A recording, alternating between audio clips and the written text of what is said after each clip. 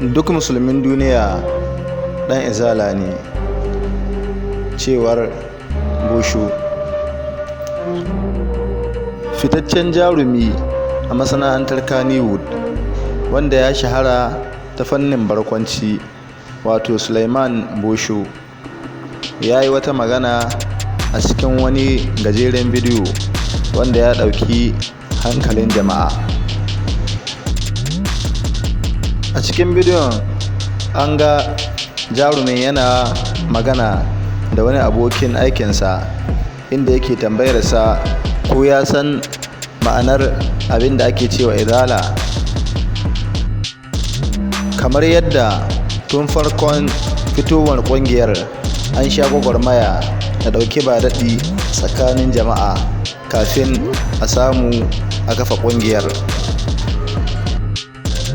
wanda tun kafin bayyanar ƙungiyar Malam Abubakar Mahmudu Gumi ya sha gwagwarmaya da malamai akan wasu abubuwa da ake yi waɗanda ba daidai ba tun a wancan lokacin. Haka zalika har yanzu ana ci gaba da gwagwarmaya tsakanin malaman izala da na ɗariƙa, kasancewar har yanzu ba a samu daidaito tsakaninsu ba.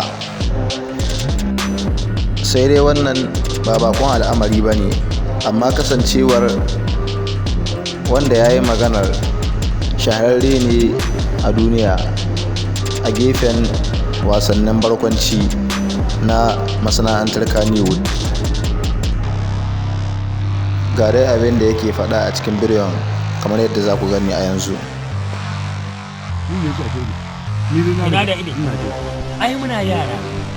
Izala da shi ba irin gwagwarmaya ko yaƙi da waɗin gani ba. Gaskiya ne. To ai kama ɗan izala ne.